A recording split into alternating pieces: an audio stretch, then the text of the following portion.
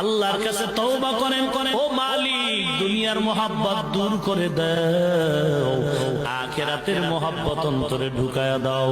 কারণ দুনিয়ার মোহাব্বত নিয়ে যদি কবরে যাও, কবর দুই পাশের মাটির চাপ আসবে, জাহান্নামের আগুনে কবর ভরে যাবে, হাসরের ময়দানে আযাবের কোনো শেষ নাই। এরে আল্লাহর বান্দা, যুবক কবির বাবাজি ও পর্দার আড়ালের মা, টুপির কারণে মাথা নষ্ট না, দাড়ির কারণে সম্মান কমে নাই।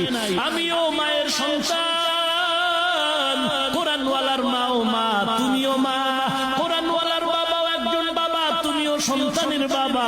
মাদ্রাসায় কোরআন পড়ে সম্মান কমে নাই রে বাবা। দেখো আমগো মাদ্রাসায় খবর নাও, কত র্যাবের ছেলে কোরআন পড়ে, আর্মির ছেলে কোরআনের হাফেজ, ডিসির ছেলে কোরআনের হাফেজ, এসপি সাহেবের ছেলে কোরআন পড়ে। কারণটা কি? বলে দুনিয়ার সব কামাই করলাম, কবরে যাওয়ার পরে কোনো কামাই করতে পারলাম না। এ কারণে আজ আমি সন্তানের কোরআন পড়ায় যাই। আমি মরণের পরে সন্তান কবরে গিয়ে দোয়া করবে, কোরআন পড়বে। এরে নবীর উম্মতের দল, তওবা করে নাও, জীবন চলে যাবে, দুনিয়া কিছুই না।